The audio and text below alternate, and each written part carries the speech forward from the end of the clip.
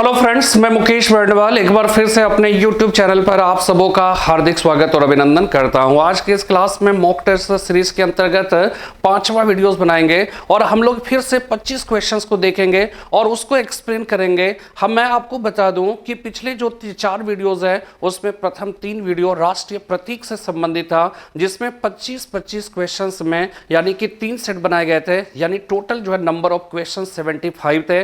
और उस 75 क्वेश्चन से जब आप रूबरू हुए, जब गो थ्रू हुए, तो आपने इस बात को महसूस किया होगा कि उसमें बहुत सारे सवाल थे, ठीक है, बहुत ही महत्वपूर्ण ऐसे सवाल थे जो वास्तव में एग्जामिनेशन में या तो आ चुके हैं और जिसके आने की संभावना किसी ना किसी रूप में जो है वो बनी हुई है। ये यकीन मानिए, जो क्वेश्चंस मैं आपको दे रहा हूं ये वास्तव में कह सकते हैं कि डिफरेंट टाइप्स के जो कॉम्पिटिटिव एग्जाम्स हैं जिसमें सवाल आ चुके हैं या जिसके आने की संभावना बनी रहती है। और वास्तव में अगर देखा जाए तो हम लोग डायरेक्ट अभी संविधान में नहीं पहुंचे हैं, बल्कि हम लोग उसके सिद्धांतों के बारे में, राष्ट्रीय प्रतीक के बारे में, ठीक है, हम लोग इसी के बारे में चर्चा कर रहे हैं। और ये सब ऐसे जो है वो चर्चे हैं जो सामान्य तौर पे वास्तव में इस संबंध में ऐसे चर्चे नहीं होते हैं, और इसी वजह से इस तरह के सवाल जब पूछे जाते हैं तो वो सवाल क्या है कि छूट जाते हैं। ये ध्यान रखिएगा, ये बार बार मैं ये कह रहा हूं कि देखिए ये हिस्ट्री और कॉन्स्टिट्यूशन की जो है वो क्लास है, ठीक है, लेकिन हिस्ट्री और संविधान बहुत ही महत्वपूर्ण जो है विषय है, ठीक है,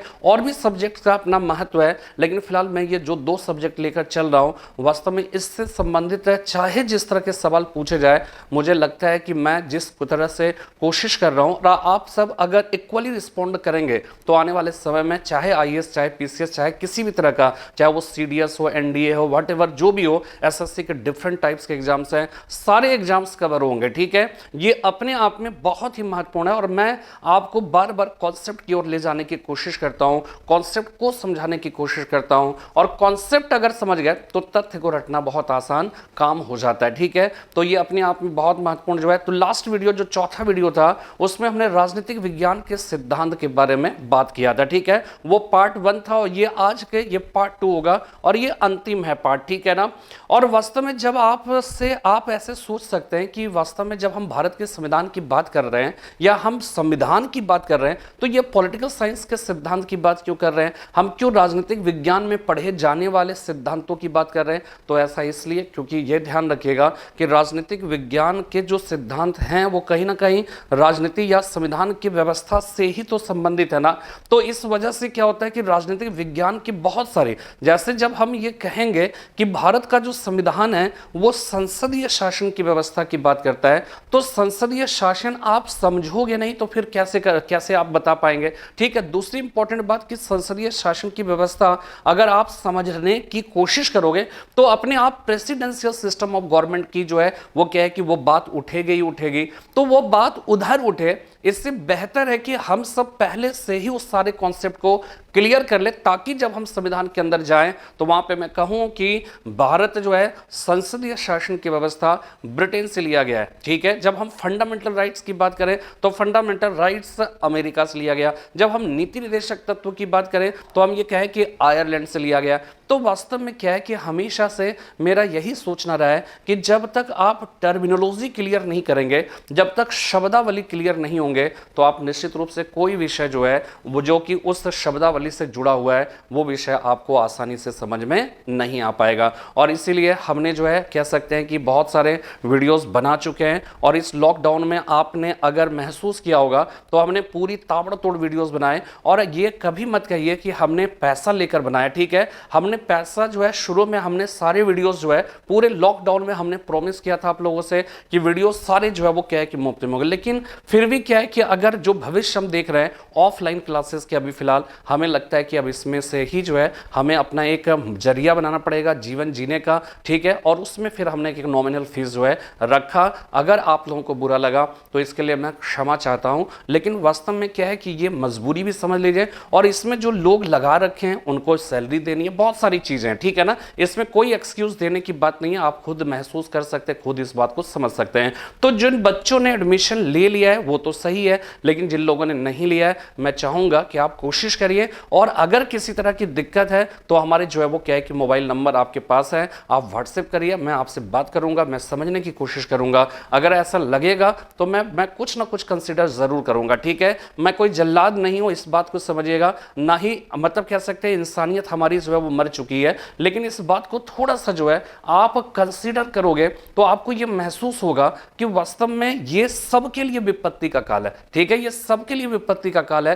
तो हमें कहीं ना कहीं थोड़ा आपको कॉम्प्रोमाइज करना होगा, थोड़ा हमें कॉम्प्रोमाइज करना होगा, थोड़ा आपको आगे बढ़ना होगा, थोड़ा हमें आगे बढ़ना होगा, और फिर दोनों मिलकर हम सब आगे बढ़ेंगे, ठीक है। तो यही मैं सोचता हूं, मैं हमेशा इसी बात की जो है वो क्या कि कोशिश करता हूं, और आप खुद ब खुद देख रहे होंगे कि मैं जितना भी संभव है, बैकग्राउंड की बात करिए या फिर जितने भी चीज़ों को पीडीएफ में एक बेहतर तरीके से कन्वर्ट करके आपके सम्मुख प्रेजेंट करने की, मैं खुद सीखता रहता हूं, मैं सोचता रहता हूं, मैं सीखता रहता हूं, मैं करता रहता हूं, ताकि मैं और भी बेहतर तरीके से मैं आपके सम्मुख आ सकूं और आपको बहुत ही इंटरेस्टिंग वीडियोस जो है वो क्या है कि समझ में आए, ठीक है। सामान्य तौर पे आप YouTube पे जो भी वीडियोस देखते होंगे उसके साथ अगर कंपैरिजन करोगे ना तो आपको खुद ब खुद डिफरेंशिएशन जो है वो क्या है कि जो डिफरेंसेस है वो आपको समझ में आएगा कि हम किस तरह से कोशिश करते हैं, ठीक है।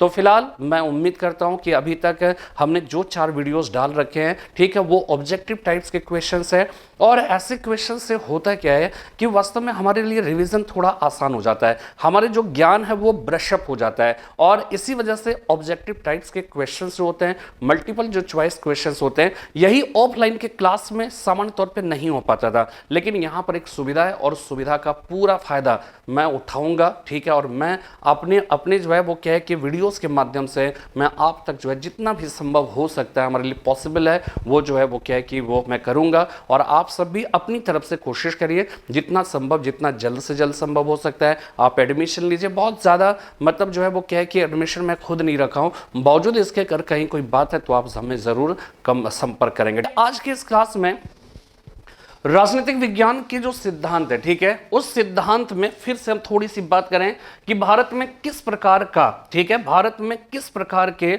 लोकतंत्र की बात की गई है, ठीक है, भारत में किस प्रकार के लोकतंत्र की बात की गई है, इस बात को हमें समझना है। तो यहां पे देखिए क्या है कि इसको अगर समझना है तो हमें निश्चित रूप से जो है क्या है कि लोकतंत्र की अगर हम बात करें तो लोकतंत्र के 2 प्रकार हैं, ठीक है। एक तो प्रत्यक्ष लोकतंत्र हो जाएगा, दूसरा जो है अप्रत्यक्ष लोकतंत्र, या अप्रत्यक्ष को ध्यान रखिएगा, वर्ड समझिएगा, अप्रत्यक्ष को ही परोक्ष कहा जाता है और इसको इनडायरेक्ट डेमोक्रेसी कहकर पुकारा जाता है, ठीक है। ये जो है डायरेक्ट डेमोक्रेसी हो जाएगा, ठीक है, ये डायरेक्ट डेमोक्रेसी हो जाएगा, ये इनडायरेक्ट डेमोक्रेसी हो जाएगा, और इसी इनडायरेक्ट डेमोक्रेसी को प्रतिनिधि लोकतंत्र, ठीक है, इसे ही प्रतिनिधि लोकतंत्र या रिप्रेजेंटेटिव डेमोक्रेसी कहकर पुकारा जाता है, ठीक है, इसे रिप्रेजेंटेटिव डेमोक्रेसी कहकर भी पुकारा जाता है। और ये ध्यान रखिएगा जब भी हम लोकतंत्र की बात करते हैं, ठीक है ना, जब भी हम लोकतंत्र की बात करते हैं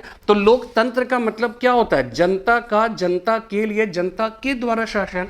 तो आपको हमने लास्ट वीडियो में बताया कि वास्तव में क्या होता है कि किसी देश की आबादी बहुत कम अगर हो तो जनता का डायरेक्ट पार्टिसिपेशन शासन में हो सकता है, लेकिन जहां पॉपुलेशन बहुत ज्यादा है, आप कल्पना करिए कि अगर हिंदुस्तान में 130 करोड़ आबादी है और उसमें 80 से 85 करोड़ लोग जो है वो मतदान कर सकते हैं, ठीक है ना, और सबको ये कहा जाए कि भाई नहीं सब जो है इसमें पार्टिसिपेट करेगा। अब बताओ ये 85 करोड़ लोगों को कैसे संभाला जा सकता है, कौन सा पार्लियामेंट हाउस बनाएंगे आप कि उसमें सबको बिठाया जा सके, कौन सी बात है जिसमें सबकी राय जो है वो मतलब एक साथ लिया जा सके, फिर सबको कन्विंस करना बहुत कठिन काम हो जाता है। इसलिए क्या करते हैं कि एक एक वार्ड या कह सकते हैं कि एक चुनाव क्षेत्र बनाए जाते हैं, प्रत्येक जो है वो क्या है कि माना जाता है कि 10 लाख में एक प्रतिनिधि को हम चुनेंगे, ठीक है, इस तरह से हम लोग कोशिश करते हैं और वो 10 लाख लोग मिलकर एक व्यक्ति को चुनेगा, ठीक है। किसी क्षेत्र में छोटे लोग हैं, जो भी चीज है वो क्या है कि चुनकर भेजते हैं,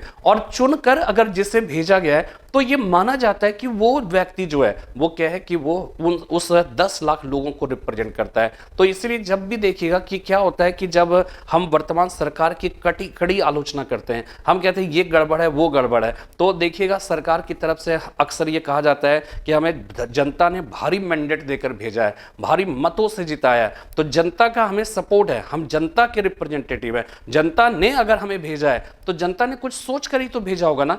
तो वास्तव में जनता डायरेक्ट शासन नहीं करती है, बल्कि जनता प्रतिनिधियों के माध्यम से शासन करती है।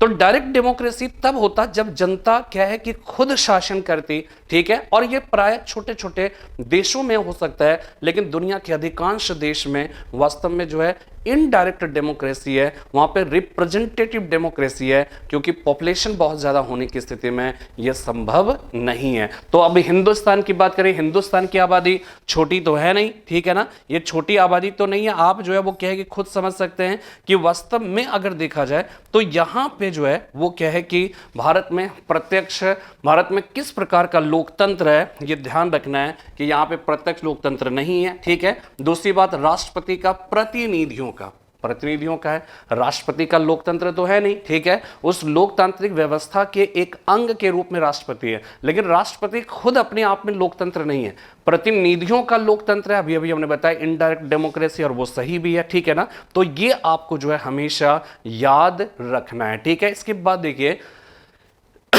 किसी हितबद्ध गुट, ठीक है, जो इंटरेस्ट ग्रुप का सबसे महत्वपूर्ण कार्य क्या होता है, ठीक है। प्रेशर ग्रुप, इंटरेस्ट ग्रुप, ये क्या करते हैं कि ये अपने इंटरेस्ट, हित मतलब मेरा हित, हमारे जो ग्रुप है, हमारे जो गुट है, उस गुट का जो हित है, उस हित के पक्ष में जो चुनाव लड़ रहा है उस पर प्रेशर बनाना, या जो सरकार है सरकार पर प्रेशर बनाना, सरकार को अपने गुट के हित में पॉलिसी निर्माण करने के लिए प्रेरित करना, दबाव बनाना, ठीक है। तो इसमें क्या है, किसी हितबद्ध गुट का सबसे महत्वपूर्ण कार्य क्या होता है, सरकार बनाना, अपनी पसंदानुसार सरकारी नीतियों में परिवर्तन, जनमत बनाना, चुनाव लड़ना। कभी भी ध्यान रखिएगा कि जो भी प्रेशर ग्रुप है ना या इंटरेस्ट ग्रुप है, वो खुद जो है चुनाव नहीं लड़ता, वो खुद जो है सरकार नहीं बनाता। सरकार बनाना इसका मकसद नहीं है, ठीक है। जनमत बनाना इसका मकसद नहीं है, चुनाव लड़ना इसका मकसद नहीं है। इसका मकसद सिर्फ इतना है कि अपने जो हित है, अपना जो इंटरेस्ट है, उस इंटरेस्ट के पक्ष में अपनी पसंदानुसार सरकारी नीतियों में परिवर्तन लाना।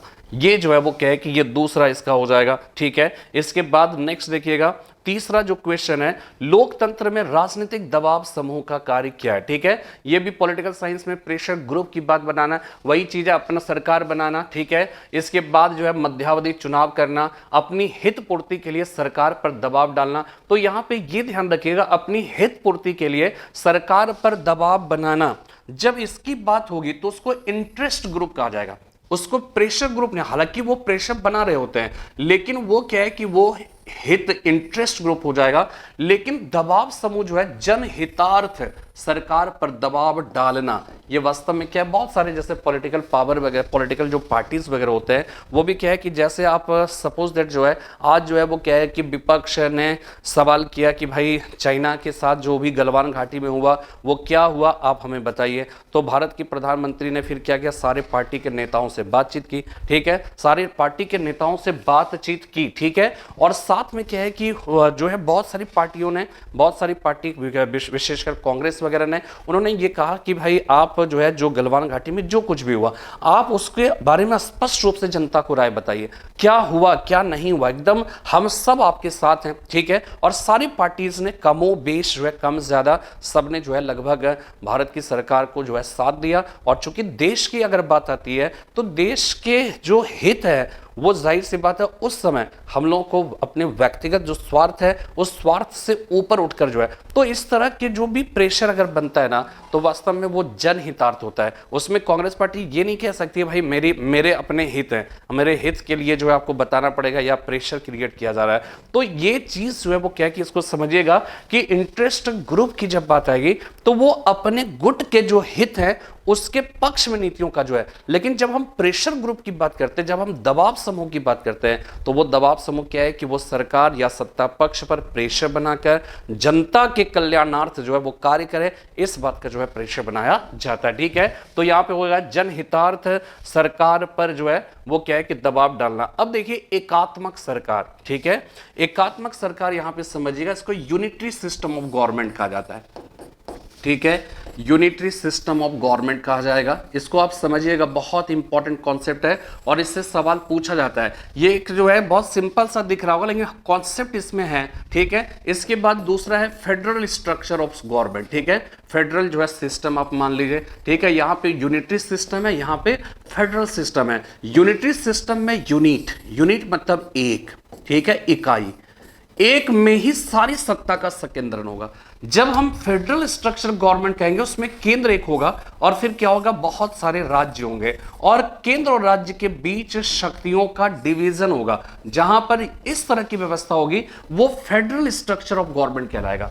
जैसे हिंदुस्तान में, हालांकि जो है कह सकते हैं एग्जैक्ट परिभाषा में फिट नहीं बैठता, लेकिन फिर भी हम ये कहते हैं कि हमारा देश जो है यूनियन ऑफ स्टेट्स है, भारत के राज्यों का संघ है। ठीक है, भारत के राज्यों का संघ है, यानी फेडरल स्ट्रक्चर ऑफ गवर्नमेंट की बात की जाती है। इवन की जो हमारे देश का संविधान की जो 7वीं अनुसूची है, उस 7th scheduled of Indian constitution, वहां पर क्या है कि विषयों का डिवीजन है। केंद्र के लिए अलग संघ लिस्ट हो गया, राज्य के लिए अलग है राज्य लिस्ट हो गया, समवर्ती लिस्ट हो गया। वैसे विषय जो दोनों के पॉइंट ऑफ व्यू से महत्वपूर्ण है वो कंकरेंट लिस्ट कहलाता है, समवर्ती लिस्ट कहलाता है।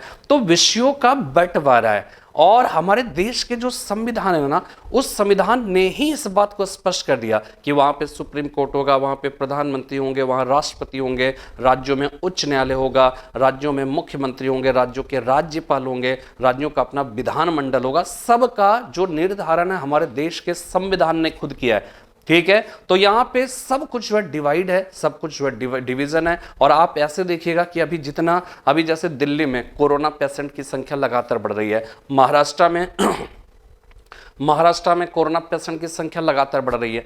तो लगातार बढ़ रही है तो ये स्वास्थ्य और चिकित्सा, ये सब पुलिस है, जेल है, ये सब क्या होता है कि ये राज्यों के विषय माने जाते हैं।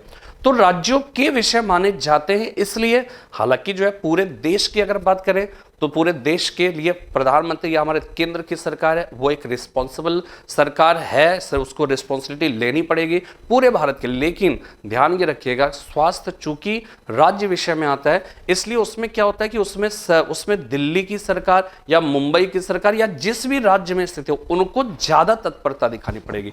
अभी जो भी एलजी मतलब जो है कह सकते हैं क्वारंटाइन, मतलब जो 5 दिनों के लिए क्वारंटाइन सरकारी जो है वो क्या है कि क्वारंटाइन में रहने की जो है बात कही गई, जो भी सस्पेक्टेड कोविड-19 के जो पेशेंट है, ठीक है, वो जो है। लेकिन क्या हुआ कि दिल्ली के राज्यपाल ने तो एलजी ने तो ये घोषणा कर दी, लेकिन वहाँ पे जो चीफ मिनिस्टर अरविंद केजरीवाल जी है उन्होंने क्या है कि इस पर ऑब्जेक्शन किया। और ऑब्जेक्शन करना भी सही है, मतलब सही इसलिए है क्योंकि अगर आप सरकार के सारे जिम्मे थोप दोगे तो पॉपुलेशन और इतना ज़्यादा है। और दूसरी चीज़ क्या है कि क्वारंटाइन जो पेशेंट है कोविड-19 की, उसकी रफ्तार इतनी तेज़ी से बढ़ रही है कि सरकारी जो है वो कह सकते हैं व्यवस्था में सबको खपा पाना बड़ा कठिन काम है। तो अरविंद केजरीवाल जी ने जो है इन्होंने ये कहा कि आप जो पहले से रहा कि आप घर में आप क्वारंटाइन हो जाइए, ठीक है, केवल लक्षण है नहीं है ऐसा, लेकिन एक जो है संदेह है या फिर बाहर से आए या कुछ इस तरह का है तो आप 5 दिन का क्वारंटाइन घर में रहिए, होम क्वारंटाइन कहा गया। लेकिन जब एलजी साहब ने ये कहा कि नहीं, आपको जो है अपने जो है वो क्या है कि सरकार के हिस्से में ही जिम्मे में रहेगा, तो वहाँ पे संभावना जाहिर से बात प्रॉब्लम तो क्रिएट होगी। क्यों प्रॉब्लम क्रिएट होगी? क्योंकि उतनी व्यवस्था करना बहुत कठिन काम है। और कुछ जो है जैसे राधा स्वामी व्यास सत्संग ने वहां पे 10,000 बेड दिल्ली में बनवाए। तो इस तरह से जो है आप सोचिए कि 5,000 बेड जो है वो क्या है कि नया बना है, और अभी जो है आने वाले समय में करीब करीब 1 लाख बेड की जरूरत होगी उतने सारे पेशेंट को संभालने के लिए। तो आप अगर सरकार के जिम्मे डालोगे तो एकदम व्यवस्था बिखर जाएगी। तो होता क्या है कि ये तनाव ले रहा है कौन? लेकिन ओवरऑल अगर देखा जाए तो मोदी जी ने क्या किया, मोदी सरकार ने क्या किया कि माननीय गृह मंत्री जी को जो है वो लगाया कि दिल्ली में बढ़ रहा है तो उसको संभालने संभालने के लिए कि आप जो है चीफ मिनिस्टर से बात करिए, तो केंद्र की भी जिम्मेदारी रहती है। लेकिन चूंकि ये विशेषकर राज्यों का अपना विषय, तो राज्य के लिए जिम्मेदारी ज्यादा है और वो इसलिए ऐसा करते हैं, ठीक है ना। तो क्या है, विषयों का बंटवारा है, इसी को फेडरल स्ट्रक्चर ऑफ गवर्नमेंट कहा जाता है। अब ये लंबा डिस्कशन है, वो बाद में देखेंगे कि वो विषय क्या है कि भाई शक्तियों का झुकाव केंद्र की तरफ ज्यादा है, तो इसलिए जो है ज्यादा है, तो इसलिए बहुत सारे लोग कहते हैं कि यहाँ विशुद्ध रूप से जो संघीय शासन की व्यवस्था है वो हिंदुस्तान में लागू नहीं है। यहाँ पे शक्तियों का क्या है, डिवीजन है। शक्तियों का जो है वो क्या है कि जो है डिवीजन तो है, लेकिन झुकाव किसकी तरफ है, केंद्र की तरफ है। और इसका कल के क्लास में हमने एग्जांपल भी बताया था, ठीक है ना। तो यूनिटरी सिस्टम ऑफ गवर्नमेंट में देखिए एकात्मक सरकार का एग्जांपल समझ आई, ब्रिटेन है, ठीक है, ब्रिटेन है। और अमेरिका जो है फेडरल स्ट्रक्चर ऑफ गवर्नमेंट का जो है एक बेहतरीन व्यवस्था है, ठीक है। तो यहां पे देखिए एकात्मक सरकार में समस्त ताकत किसके हाथ में होती है, बस केंद्र के पास। स्थानीय सरकार के पास नहीं, स्थानीय सरकार के पास जो है वो केंद्रीय सरकार के पास, यही सही जवाब होगा।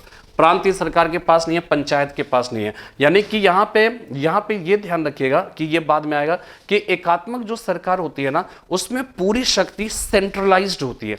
वहां पे स्थानीय सरकार को, पंचायतों को, प्रांतीय सरकार को कोई ऐसा बहुत ज्यादा कह सकते हैं कि राइट नहीं दी जाती। जैसे एग्जाम्पल के तौर पे समझिए कि आज हमारे देश की जो सरकार है वहां पे शक्तियों का विभाजन है, लेकिन अगर हम सम्राट अशोक की बात करें, हम लोग अकबर की बात करें, हम लोग समुद्रगुप्त की बात करें, तो वहां पे यूनिटरी सिस्टम ऑफ गवर्नमेंट था।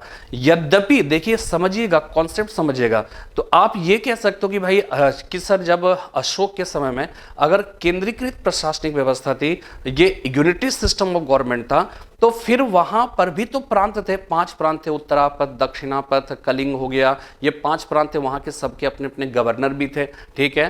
तो फिर ऐसा कैसे हो सकता है कि वो एकात्मक शासन कैसे है। तो यहां पर ये ध्यान रखिएगा कि एकात्मक जो शासन की व्यवस्था होती है, अगर बड़ा राज्य है तो उसमें भी प्रांत बन सकते हैं, प्रांतों में, और वहां की सरकार भी हो सकती है, लेकिन वो सरकार जो होगी ना, वो वास्तव में केंद्र के एजेंट की तरह कार्य करेगी, ठीक है। वो केंद्र के एजेंट की तरह कार्य करेगी, ना कि एक इंडिपेंडेंट जो है। जैसे आज हिंदुस्तान में जो राज्य है, वो राज्य की जो मुख्यमंत्री, राज्य के राज्यपाल या जो भी सरकार है, वो सरकार केंद्र के एजेंट के रूप में कार्य नहीं करता है। उसे संविधान ने ताकत दी है, संविधान के आधार पर जो है वो क्या है कि प्रांतों को अपने हिसाब से शासन करने का अधिकार, उनको विषय दिए गए कि इस विषय पर आप शासन करोगे, केंद्र कुछ नहीं करेगा। तो ये सारी जो बातें है ना, यूनिटरी सिस्टम ऑफ गवर्नमेंट में भी प्रांत होंगे, लेकिन प्रांत की जो सरकार होगी वो केंद्र के एजेंट के रूप में कार्य करेगी, ठीक है, केंद्र के एजेंसी के तौर पर कार्य करेगी, केंद्र से बाहर नहीं जाएगी, ठीक है। तो ये अपने आप में एक इंपॉर्टेंट जो है वो क्या है कि बात हो जाएगी। लेकिन यहाँ पे फेडरल स्ट्रक्चर ऑफ गवर्नमेंट में जो स्थानीय सरकारें होंगी वो केंद्र का एजेंट नहीं होगी, वो डिसेंट्रलाइजेशन होगा, और उसको संविधान ने ताकत दी। अगर आर्टिकल 40 में अगर हम बात करें, ठीक है, तो वहां पे उसी के अंतर्गत पंचायती राज व्यवस्था की बात की गई है। तो ये कहाँ है, आर्टिकल 40 में, यानी कि हमारे देश के संविधान ने उसे ताकत दी है। उसे किसी केंद्र के जो है वो क्या है कि उसे उसका मुंह नहीं देखना है, ठीक है। राज्य की सरकार, मुख्यमंत्री जो है उसको केंद्र की जो है वो एजेंट नहीं है, वो स्वतंत्र रूप से संविधान ने ताकत प्रदान की है। तो यहां पर यह ध्यान रखना, एकात्मक सरकार में समस्त ताकत किसके हाथ में होती है, केंद्रीय सरकार के हाथ में होती है, ठीक है ना। अब यह देखिए, नेक्स्ट देखिएगा, नेक्स्ट हो जाए शासन की एकात्मक पद्धति का क्या लाभ है। अब आप सोचो, मैं बात क्या कर रहा हूं कि एकात्मक पद्धति का लाभ क्या है। अब आप बोलोगे भाई इसमें लाभ कैसे हो सकता है, ठीक है ना। तो यहां पे देखिए, यूनिटरी सिस्टम ऑफ गवर्नमेंट और फेडरल स्ट्रक्चर ऑफ गवर्नमेंट में देखिए थोड़ा सा एकात्मक सरकार में दिक्कतें बहुत ज्यादा है। उसमें तानाशाही प्रवृत्ति बढ़ सकती है, सत्तावाद की प्रवृत्ति बढ़ सकती है, संविधान लचीलापन हो सकता है संविधान का, उसमें मनमाना परिवर्तन हो सकता है, ठीक है, ये सब सही है। लेकिन एक विशेषता तो है कि आप देखिए, जितना डिवाइड करोगे ना, जितना आप डिसेंट्रलाइजेशन करेंगे, तो जनता का पार्टिसिपेशन तो बढ़ेगा, लेकिन उसमें बिखराव के खतरे भी रहते हैं, उसमें विखंडन की भी साजिश रहती है, उसमें संभावना रहती है। लेकिन एकात्मक में क्या है कि एक विशेषता तो है कि पूरी शक्ति एक के पास है, वो एकदम कंट्रोल, वो चाहे तो तानाशाही हो सकता है, लेकिन अगर अच्छा हो, जैसे सम्राट अशोक, ठीक है, वो कहता है कि सभी मनुष्य मेरी संतान है। कहने का मतलब जनता को दे रहा है, ताकत दे रहा है, उसको सपोर्ट कर रहा है, लेकिन जनता दावा नहीं कर सकता है कोई चीज का, किसी चीज की दावा नहीं कर सकती थी, ठीक है, तो वो दावा नहीं कर सकती। लेकिन क्या है, क्यों, लोकतंत्र तो है नहीं भाई कि आप दावा करेंगे भाई अब मैं जो करूंगा वही करना होगा। I am the state, my word is a law, ठीक है ना, यानी कि हमारे जो शब्द है वही कानून है। तो ये जब बातें होती है इस तरह की, तो ये वास्तव में जो है वो क्या है कि ऐसी जो बातें हैं ये मतलब जो है यूनिटी सिस्टम ऑफ गवर्नमेंट में होता है, ठीक है ना। तो यहां पर इस बात को समझिएगा, शासन की एकात्मक पद्धति का लाभ क्या है, लाभ ये है कि कंट्रोल ज्यादा रहता है, उसमें विखंडन की संभावना नहीं रहती है। लेकिन संघात्मक में जब डिसेंट्रलाइजेशन करते हो आप पंचायत में, फिर जो है वो क्या जिला स्तर पे, गांव मतलब जो है प्रांत के स्तर पे, मंडल के स्तर पे, केंद्र के स्तर पे, अगर आप इस तरह से डिवीजन करते हैं, हालांकि जो है वो क्या है कि केंद्र, प्रांत और पंचायत के स्तर पे होता है, तो इस तरह का जो डिवीजन होता है उसमें एक संभावना रहती है, उसमें एक खतरा रहता है। लेकिन उसमें लोकतंत्र का जो सही अर्थ है वो अर्थ चरितार्थ डिसेंट्रलाइजेशन में होता है, यूनिटरी सिस्टम ऑफ गवर्नमेंट में नहीं होता है। जितना डिसेंट्रलाइजेशन करेंगे जनता का पार्टिसिपेशन बढ़ेगा, और जो केंद्र की जो सरकार है उसमें सत्तावाद की प्रवृत्ति जो है वो कम होगी, उसकी संभावना कम होगी, ठीक है। तो इसलिए देखिए शासन की एकात्मक पद्धति का क्या लाभ है, अधिक अनुकूलनशीलता, ठीक है, दृढ़ राज्य, ठीक है, दृढ़ राज्य, जनता की अधिक सहभागिता।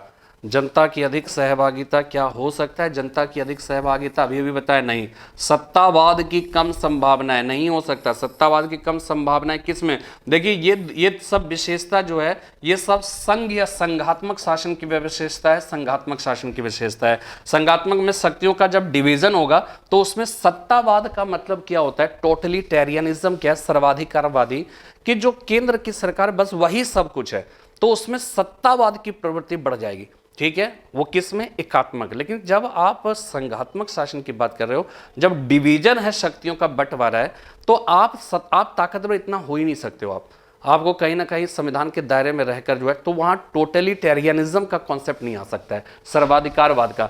तो सत्तावाद की कम संभावना, ये संघात्मक शासन की व्यवस्था, ना कि एकात्मक। एकात्मक में सत्तावाद की संभावना बढ़ जाएगी, जनता की अधिक सहभागिता एकात्मक शासन की व्यवस्था में नहीं हो पाएगा, ठीक है। इसके बाद देखिएगा दृढ़ राज्य, दृढ़ राज्य जो है वो सही बताया, हमने आपको अभी भी बताया था कि दृढ़ राज्य होगा। अधिक अनुकूलनशीलता, अधिक अनुकूलनशीलता नहीं हो सकता है, उसमें प्रतिकूल परिवर्तियां भी जन्म ले सकती है, तो ये आपको जो है वो क्या होगा, दृढ़ राज्य इसका हो जाएगा, ठीक है। इसके बाद देखिए 6 निम्नलिखित में से किसका अर्थ किसी देश में एक से अधिक स्तर की सरकारों का होना है। अभी भी संघात्मक शासन की व्यवस्था में बताया कि शक्तियों का बंटवारा केंद्र राज्य के बीच, अगर गांव के स्तर पे पंचायत आएगा तो शक्तियां यहां भी है, केंद्र में, प्रांत में, स्थानीय स्तर पे, तो शक्तियों का बंटवारा है ना, तो कई स्तर पे बंटवारा है। तो इसलिए यह सवाल पूछा गया निम्नलिखित में से किसका अर्थ किसी देश में एक से अधिक स्तर की सरकारों का होना है, तो वो क्या हो जाएगा, वो हो जाएगा संघात्मक। लोकतांत्रिक व्यवस्था में तो ठीक है,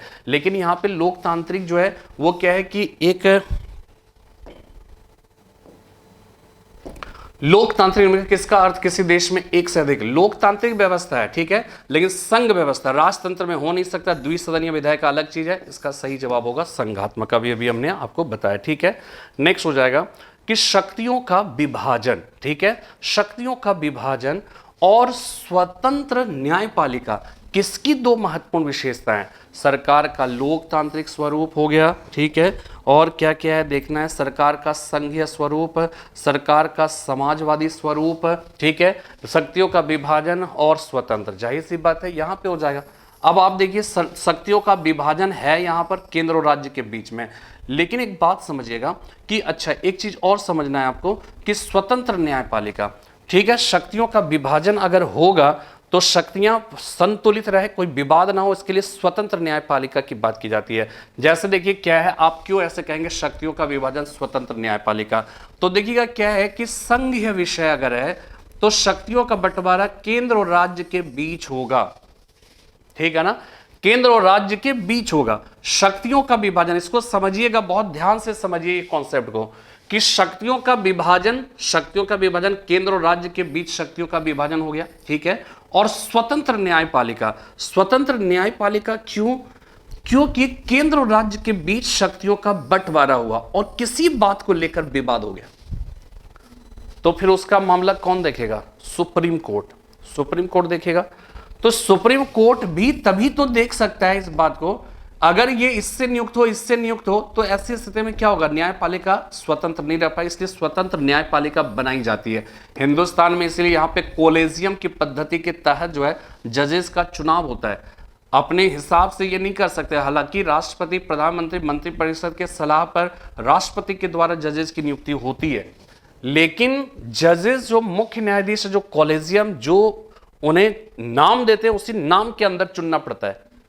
तो यहां पे क्या है कि यहां पे इंडिपेंडेंसी जो है वो ज्यादा है, और इसलिए रखा गया कि भाई केंद्र और राज्य के बीच शक्तियों का बंटवारा है, तो उसमें न्यायालय जब तक स्वतंत्र नहीं रहेगा, कोई विवाद होगा तो भी तो वो मूल्यांकन, तभी तो बेहतर डिसीजन दे सकता है। तो ये संघात्मक शासन की व्यवस्था की महत्वपूर्ण विशेषता मानी जाती है। ठीक है, तो ये देखना, ध्यान रखना, शक्तियों का विभाजन, स्वतंत्र न्यायपालिका, ये सरकार के संघीय स्वरूप में होता है। ठीक है, 8 देखिए, संघ शासन का एक गंभीर दोष क्या है। गंभीर दोष क्या है, तो हमने आपको क्या बताया कि एकात्मक शासन का एक विशेषता क्या है कि एकदम केंद्रीकृत राज्य होगी, एक एकदम मजबूत और नियंत्रित स्टेट होगा। लेकिन जहां फेडरल स्ट्रक्चर ऑफ गवर्नमेंट है, जहां पर कई लेवल पे गवर्नमेंट है, तो ऐसी स्थिति में क्या होता है कि उसका पृथकता का खतरा बढ़ जाता है, उसका सेपरेशन के चांसेस बढ़ने लगते हैं, उसके खंडित होने के चांसेस जो है वो बढ़ने लगते हैं। तो यहां पे लिखा है संघीय शासन का एक गंभीर दोष है पृथकता का खतरा। सत्तावादी शासन नहीं हो सकता है, स्थानीय हित की उपेक्षा हो ही नहीं सकता है। जब संघीय शासन में शक्तियों, अकुशल प्रशासन, ऐसा हो नहीं सकता, क्योंकि हर स्तर पे जो है शासन होगा। जब शासन का डिसेंट्रलाइजेशन भी इसलिए होता है ना, यहाँ पे देखिए अकुशल प्रशासन, संघीय शासन, आप सोचोगे भाई शक्तियों का बंटवारा हो जाएगा तो प्रशासन ठीक से नहीं चलेगा, ये बात आपकी गलत है। ये जो है संघीय शासन की बात में अकुशल प्रशासन इसलिए नहीं होगा कि अगर एक केंद्र में सारी शक्तियां दे दोगे आप, तो भाई कितना काम करेगा। बड़ा देश है, एक ही प्रधानमंत्री को पूरे देश को संभालना हो, कोई मुख्यमंत्री नहीं हो, कोई राज्यपाल नहीं हो, और राष्ट्रपति और प्रधानमंत्री को पूरा देश देखना हो, क्या यह संभव है। एक राज्य के मुख्यमंत्री तो अपने राज्य को तो देख ही नहीं पाता, राज्य 2 भागों में बट गया, आंध्र प्रदेश, तेलंगाना, छत्तीसगढ़, मध्य प्रदेश, झारखंड, बिहार, ठीक है, उत्तराखंड, यूपी, अभी और जो है उत्तराखंड, यूपी का बोला जा रहा है कि भाई पूर्वांचल अलग हो, तो इस तरह का, तो बड़ा सा स्टेट होता है, तो उसमें एक व्यक्ति अगर केंद्र में हो, मतलब उसकी सारी शक्तियां दे देंगे, तो उसका प्रशासन लड़खड़ाएगा। लेकिन अगर उसका हम डिवीजन कर देते हैं, 2 प्रशासनिक केंद्र की स्थापना करते हैं, तो ऐसी स्थिति में क्या होगा, बेहतर प्रशासन मिलेगा, अकुशल प्रशासन नहीं मिलेगा, सकुशल प्रशासन मिलेगा। इसलिए ध्यान रखिएगा कि संघात्मक शासन का एक गंभीर दोष क्या है, तो दोष यही है कि पृथकता का खतरा हो सकता है। ठीक है, पृथकता का खतरा हो सकता है। सत्तावादी शासन हो ही नहीं सकता, भाई यहां भी है, यहां भी, तो कौन एक पावरफुल बन सकता है। लेकिन केवल एक सत्ता का शासन है, तो ये चाहे मनमाना आचरण कर सकते हैं, जैसे चाइना देख लीजिए, ठीक है, चीन, तो सत्तावाद, स्थानीय हित की उपेक्षा हो ही नहीं सकता, विभाजन है तो कैसे होगा, अकुशल प्रशासन नहीं हो सकता है, तो इसका सही जवाब है पृथकता का खतरा। ठीक है, इसके बाद देखिएगा 9, अध्यक्षात्मक सरकार का एक गुण है। ठीक है, प्रेसिडेंशियल सिस्टम ऑफ गवर्नमेंट का एक वर्चू बताया जा रहा है, मेरिट बताने की बात है, लेकिन पहले ये समझ लीजिए प्रेसिडेंशियल सिस्टम ऑफ गवर्नमेंट जो है अमेरिका है, अमेरिका में जो है वही व्यवस्था है। उसमें क्या होता है, राष्ट्रपति का डायरेक्ट इलेक्शन होता है। संसदीय शासन की व्यवस्था में राष्ट्रपति का जो इलेक्शन होगा वो डायरेक्टेड, मतलब जो है कह सकते हैं इलेक्टेड बाय द पीपल नहीं होगा, बल्कि वो indirectly elected by the people होगा। किसमें, संसदीय शासन। लेकिन जब हम प्रेसिडेंशियल सिस्टम ऑफ गवर्नमेंट की बात करते हैं, तो उसमें राष्ट्रपति को जनता उसी तरह से चुनेगी जिस तरह से भारत के प्रधानमंत्री को, ठीक है, भारत के प्रधानमंत्री को जो है वो कौन चुनती है, वो जो है भारत की जनता चुनती है। ठीक है, यहां पर इस बात को समझिएगा। अब देखिए भारत के राष्ट्रपति, अमेरिका का राष्ट्रपति, उसके जो मंत्री परिषद है, उसको वहां के संसद के, वहां के पार्लियामेंट के सदस्य होने की आवश्यकता नहीं है, वो उसके प्रति उत्तरदायी नहीं है, उसको विश्वास मत जिताने, मतलब साबित करने की जरूरत नहीं होती है। जहां विश्वास मत सिद्ध करने की आवश्यकता नहीं होती, एक बार चुन लिया गया बस 4 साल, फिर कुछ नहीं। आपने सुना होगा कि ट्रंप जो है वो क्या है कि 2016 में जब चुनकर आए थे, तो उस समय बड़ा बवाल मचा था कि नहीं गलत सिलेक्शन हो गया अमेरिका में जो है। लेकिन क्या है कि भैया एक बार चुन लिया ना, फिर कोई गुंजाइश नहीं है। तो ट्रंप ने यही कहा था कि भाई जब हमको पसंद ही नहीं था, चुने का आया हमें, ठीक है ना। वहाँ पे जो है ये कहा गया कि जब पसंद नहीं था भाई चुने क्यों, मैक्सिमम लोग तो मिलकर चुना है हमें, हम राष्ट्रपति, हम चुनाव जीत कर आए। तो जीत कर आए हैं तो अब तो कोई उपाय नहीं है संविधान के हिसाब से, अब 4 साल तो झेलना ही पड़ेगा, अब चाहे जो भी हो, अच्छा बुरा। और कर ही रहा है अमेरिका, ट्रंप को जो है वो क्या है कि अच्छा बुरा जो भी है, मैं झेलने उलने की बात नहीं कर रहा हूँ, कि वो क्या है कि कहीं ना कहीं 4 साल, उसमें एक विशेषता ये होती है प्रेसिडेंशियल सिस्टम ऑफ गवर्नमेंट में कि बार बार सिद्ध नहीं करना है बहुमत, विश्वास मत सिद्ध नहीं करना है। तो ऐसी स्थिति में क्या है कि आप निष्कंटक रूप से बेधड़क शासन करेंगे, बार बार आपको कहना नहीं पड़ेगा। और दूसरी तो इसमें क्या होगा कि चांसेस में स्थिरता रहती है। दूसरी चीज है डिसीजन फटाफट लेना संभव होता है। तो यहां पर देखिए अध्यक्षात्मक सरकार का एक गुण है, यह लोगों की स्वतंत्रता को सुरक्षित करती है, ठीक है, नीतियों के शीघ्र निष्पादन को सुनिश्चित करती है। शीघ्र निष्पादन, निष्पादन का इंग्लिश वर्ड होता है परफॉर्मेंस, ठीक है, किस शीघ्र क्यों होगा कि राष्ट्रपति अगर संसद के सदस्य नहीं है, संसद के जो है वो क्या है कि विश्वास मत को सिद्ध करने की उसको आवश्यकता नहीं है, तो वो तुरंत डिसीजन लेगा, तुरंत डिसीजन लेगा। नहीं तो यहाँ पे पता चला कि भाई सरकार जो काम करेगी संसद में जवाब देना पड़ेगा, पहले संसद में पारित कराओ तब फिर होगा।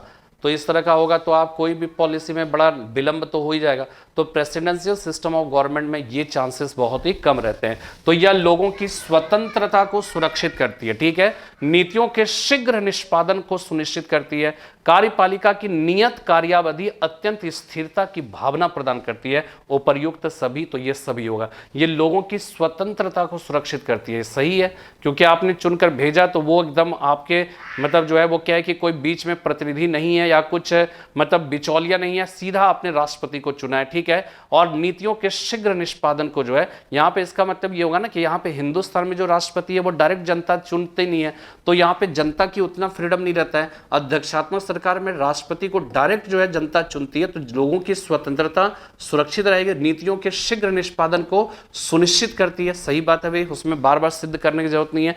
कार्यपालिका की नियत कार्यावधि, चूंकि हमने आपको बताया ना सिद्ध नहीं करना, सरकार मतलब विश्वास मत गिर गया सरकार गिर जाएगी, ऐसी कोई बात ही नहीं है।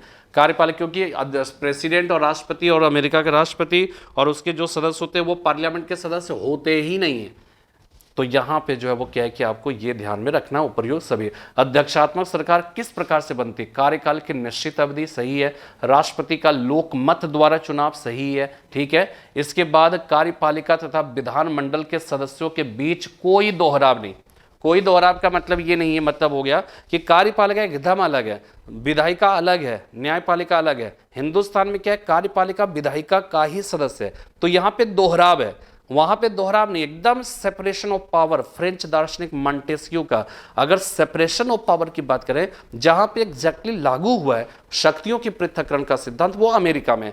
हिंदुस्तान में भी जो है सेपरेशन ऑफ पावर की बात की जाती है, लेकिन कार्यपालिका विधायिका एग्जीक्यूटिव लेजिस्लेचर के प्रति रिस्पॉन्सिबल और उसी के बीच से इसका निर्माण होता है, इसलिए जो है वो क्या है कि ये एक सवाल जो है बन जाता है, ठीक है ना। इसके बाद देखिए नेक्स्ट जो है, तो ये उपर्युक्त सभी, देखिए मैंने इसलिए उपर्युक्त सभी, आप बोलोगे यार ये कोई सवाल है, सब तो सही है, लेकिन यहां पे केवल कॉन्सेप्ट को समझाने के लिए मैंने ये क्वेश्चंस लिया था, ताकि जो है आप आंसर जानते होंगे अलग चीज है, लेकिन समझना यहां पे जरूरी है, ठीक है। अब देखिए सरकार की राष्ट्रपति प्रणाली के अधीन कार्यकारिणी के सदस्य, अब समझिएगा मैं कॉन्सेप्ट बता चुका हूं, आप खुद जवाब दे दोगे। विधानमंडल के दोनों सदनों से लिए जाते हैं नहीं, केवल लोकसभा के होते हैं नहीं, किसी भी सदन के सदस्य नहीं होते हैं। नियुक्ति के बाद विधानमंडल के सदस्य बनते, कुछ नहीं, ऐसा होना ही नहीं है, ठीक है। यहां पर जो है वो क्या है कि ये हो गया। अध्यक्षात्मक शासन का उदय सर्वप्रथम किस देश में, अमेरिका में। इसमें कोई बहुत ज्यादा, संसदीय स्वरूप की सरकार में निम्न में क्या होता है। अब देखिए संसदीय शासन की व्यवस्था किसको कहेंगे, जहां कार्यपालिका विधायिका के प्रति उत्तरदायी हो, ठीक है, जहां कार्यपालिका विधायिका के प्रति उत्तरदायी हो, यही है ना, जैसे हिंदुस्तान में, जैसे ब्रिटेन में, ठीक है। अब यहां पे देखिए कि विधानमंडल न्यायपालिका के प्रति उत्तरदायी होता है, संसदीय शासन व्यवस्था में ऐसा हो ही नहीं सकता। कार्यपालिका विधायिका विधानमंडल के प्रति उत्तरदायी होता है, ठीक है, यही है संसदीय शासन की व्यवस्था। ये संसद है, ठीक है, ये कार्यपालिका है। कार्यपालिका के सदस्य संसद के सदस्य होंगे, संसद के सारे सदस्य कार्यपालिका के सदस्य नहीं होंगे, ये बात सही है, लेकिन कार्यपालिका के सारे सदस्य संसद के सदस्य होंगे। अधिकतम 6 माह तक आप रह सकते हो बिना सदस्य बने, लेकिन 6 माह के बाद बनना ही बनना पड़ेगा, 6 महीने के भीतर। तो यहां पे सदस्य होता है। तो ये कार्यपालिका किसके प्रति उत्तरदायी है, संसद के प्रति। संसद के सदस्यों में से इसे बनाया गया। आप जो काम करोगे संसद में उसका जवाब देना होगा, वहां पे सवाल जवाब होंगे, आपको उसका सामना करना पड़ेगा। और जब तक आपका विश्वास संसद में बना हुआ है, संसद में आपका विश्वास मत सिद्ध करते रहेंगे, तब तक आप बने रहेंगे। जैसे ही खत्म होगा वैसे ही आप खत्म हो जाएंगे। इसलिए कार्यपालिका विधानमंडल के प्रति उत्तरदायी है। विधानमंडल कार्यपालिका के उत्तरदायी नहीं है, ऐसा नहीं, गलत है वो। वेस्टमिंस्टर संसदीय शासन प्रणाली, ठीक है, बात समझ में आ रही होगी आपको, ठीक है। अब यहां पे देखिए वेस्टमिंस्टर संसदीय प्रणाली का विकास कहां पर हुआ। तो देखिए वेस्टमिंस्टर संसदीय शासन प्रणाली, आप समझिएगा कि ब्रिटेन से संसदीय शासन की व्यवस्था हमारे देश में लिया गया है। और संसदीय जो शासन की व्यवस्था है ना, उसको वेस्टमिंस्टर प्रणाली कहकर भी पुकारा जाता है। और ऐसा इसलिए क्योंकि ब्रिटेन का जो पार्लियामेंट है वो लंदन में टेम्स नदी के किनारे वेस्टमिंस्टर नामक स्थान में स्थित है। तो वेस्टमिंस्टर नामक स्थान में वहां का पार्लियामेंट स्थित होने की वजह से, और चूंकि वहीं के संसदीय शासन व्यवस्था को दुनिया में जिन जिन देशों ने अपनाया, इसलिए वेस्टमिंस्टर संसदीय प्रणाली कहकर पुकारा जाता है। तो वो क्या हो जाएगा, ब्रिटेन, ठीक है, वो क्या होगा, यूके यानी कि यूनाइटेड किंगडम ब्रिटेन हो गया, ठीक है, यूनाइटेड किंगडम ब्रिटेन, ठीक है। सूची 1, अब देखिए ये समझिएगा, ये बहुत कॉन्सेप्चुअल है, इसको आपको समझना। सूची 1 सरकार के रूप है, ठीक है, इसमें सरकार के रूप जो है वो क्या है कि दिए गए, पहले नंबर में अध्यक्षात्मक, दूसरे में है सिद्धांत, के साथ मिलान कीजिए, दिए गए विकल्पों में सही उत्तर चुनिए, ठीक है। अब देखिए ध्यान करिएगा कि यहां पर अगर हम बात करें, ठीक है, अब अध्यक्षात्मक प्रणाली, सबसे पहले देखिए, अभी मिलान मत करिए, अभी पहले समझिए अध्यक्षात्मक शासन की प्रणाली में क्या होगा। शक्तियों का सेपरेशन होगा या शक्तियों का दोहराव होगा, दोहराव नहीं होगा, शक्तियों का separation power. Presidential system of government में कार्यपालिका और संसद, कार्यपालिका और विधायिका दो अलग अलग शक्तियां होंगी। जब हम कहेंगे, ठीक है, ये चीज ध्यान में रखिएगा, पहले यहां दिया है अध्यक्षात्मक प्रणाली, इसके बाद संसदीय प्रणाली में क्या होगा, कार्यपालिका विधायिका के प्रति उत्तरदायी होगा। कार्यपालिका और इसमें दोनों में सेपरेशन नहीं होगा, दोनों मिला होगा, ठीक है। प्रेसिडेंशियल सिस्टम ऑफ गवर्नमेंट में विधायिका कार्यपालिका अलग अलग है, लेकिन संसदीय शासन की व्यवस्था में शक्तियों का विभाजन नहीं, बल्कि जो है वो क्या होगा कि एक दूसरे से ओवरलैपिंग करता होगा, ठीक है, ये हो गया। तीसरा है संघीय प्रणाली। संघीय प्रणाली में क्या है, शक्तियों का बंटवारा केंद्र और राज्य के बीच होगा। वहां पे शक्ति विधायिका, कार्यपालिका, न्यायपालिका की बात हो रही है, लेकिन जब हम संघीय शासन की बात करेंगे तो उसमें शक्तियों का बंटवारा केंद्र और राज्य के बीच होगा, ठीक है। इसके बाद एकात्मक प्रणाली में क्या है, एकात्मक प्रणाली में कोई पृथक्करण, एकदम केंद्र, एकदम सत्तावाद, एकदम केंद्र नियंत्रण बना रहेगा। अब समझिए अध्यक्षात्मक प्रणाली, ठीक है, अब इसको समझना है। अध्यक्षात्मक प्रणाली, शक्ति विभाजन होगा, ठीक है, शक्ति का संकेंद्रण, कार्यपालिका और विधानमंडल के बीच घनिष्ठ संबंध, शक्ति पृथक्करण, शक्ति पृथक्करण, ये होगा यहां पर शक्ति पृथक्करण। संसदीय प्रणाली में क्या है, संसदीय प्रणाली में कार्यपालिका और विधानमंडल के बीच घनिष्ठ संबंध, ये हो जाएगा, ठीक है। संघीय प्रणाली में क्या है, संघीय प्रणाली में शक्ति का विभाजन होगा, ठीक है। यहां पे समझिएगा ये शक्ति का पृथक्करण है और शक्ति का विभाजन, आपको दोनों एक जैसा लग सकता है, ठीक है। यहां पे देखिए शक्ति पृथक्करण और ये शक्ति विभाजन का इंग्लिश जो है ये है डिवीजन ऑफ पावर, ठीक है। यहां पे डिवीजन ऑफ पावर होगा इसका इंग्लिश, और यहां पे है सेपरेशन ऑफ पावर। दोनों में अंतर समझिएगा, सेपरेशन ऑफ पावर। यहां पे डिवीजन ऑफ पावर का मतलब हो गया, और किसका है, संघीय शासन। यहां शक्ति विभाजन क्या है, शक्ति विभाजन है शक्ति केंद्र और राज्य के बीच बटा होगा, ये संघ लिस्ट है, राज्य लिस्ट है, समवर्ती लिस्ट है। इसको सेपरेशन ऑफ पावर नहीं कहेंगे, इसको कहेंगे डिवीजन ऑफ पावर, इसको कहेंगे शक्तियों का विभाजन है। हम कभी नहीं कहते हैं कि केंद्र और राज्य के बीच में शक्तियों का पृथक्करण है, पृथक्करण नहीं, शक्तियों का पृथक्करण की जब बात आएगी, जब सेपरेशन ऑफ पावर की बात आएगी, इसका मतलब है कार्यपालिका का काम अलग है, विधायिका का अलग है, न्यायपालिका का अलग है, कोई एक दूसरे में इंक्रोचमेंट नहीं करेगा, तो ये होगा सेपरेशन ऑफ पावर। लेकिन जब हम डिवीजन ऑफ पावर की बात करेंगे, जब हम शक्तियों के विभाजन की बात करेंगे, तो इसका मतलब क्या हो गया, इसका मतलब ये है कि ये संघ के ये विषय, राज्य के ये विषय, ये शक्तियों का विभाजन हो गया। इसको शक्तियों का पृथक्करण नहीं कहेंगे। शक्तियों का पृथक्करण किसकी विशेषता हो जाएगी, वो हो जाएगा प्रेसिडेंशियल सिस्टम ऑफ गवर्नमेंट, वो अध्यक्षात्मक शासन की व्यवस्था में होगा। लेकिन जब हम संघात्मक शासन की बात करेंगे, करेंगे तो वहां पे शक्तियों का विभाजन होगा, डिवीजन ऑफ पावर होगा। बात समझ में आ रही है ना? एकदम इसको कॉन्सेप्ट समझ लीजिए, ये कॉन्सेप्चुअल सवाल इसलिए मैंने, और ये जो है तो अध्यक्षात्मक शासन की प्रणाली में शक्ति का पृथक्करण होगा, सेपरेशन ऑफ पावर, और संघीय प्रणाली में क्या होगा? शक्ति का विभाजन। संसदीय प्रणाली में बता ही दिया कि कार्यपालिका विधायिका के प्रति उत्तरदायी होगा, दोनों के बीच संबंध होंगे, इसमें सेपरेशन ऑफ पावर हो ही नहीं सकता है, ठीक है ना। इसके बाद एकात्मक प्रणाली में क्या होगा? पूरा शक्ति एक ही शक्ति का संकेंद्रण। संकेंद्रण का मतलब होता है कंसंट्रेशन, ठीक है। जो पढ़ेगा, ठीक है, वही आगे बढ़ेगा। मैं आपको दावे के साथ कह सकता हूं कि ये बस मिलान कर लीजिएगा अपने आप से इतना, ठीक है। जब आप ऐसे पढ़ लोगे ना, मैं आपको जो बता रहा हूं आप इसको ध्यान से सुनिएगा, और कभी एग्जाम जब दोगे ना, जब रिजल्ट आएंगे तब फिर आप हमें याद करना आप, ठीक है ना। अब देखिए, सर्वसत्ता संपन्न संसद, यही संसदीय शासन।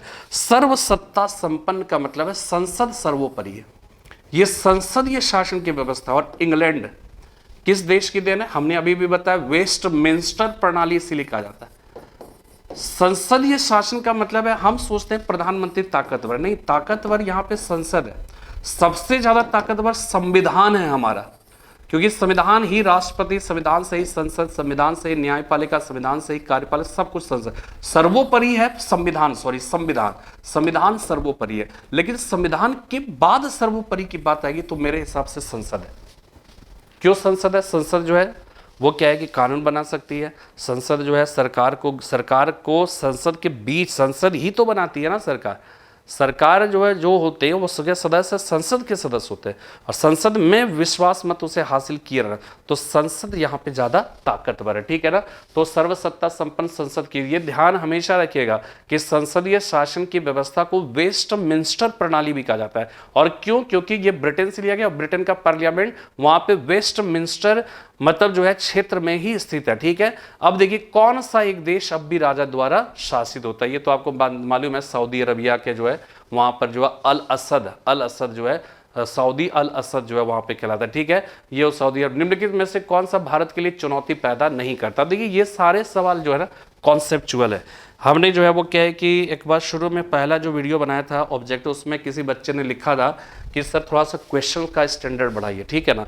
अब मेरा जो सोचना है कि वो स्टैंडर्ड सब अपने आप पता, अब आपको समझ में आ रहा होगा क्वेश्चन का स्टैंडर्ड क्या है, ठीक है ना।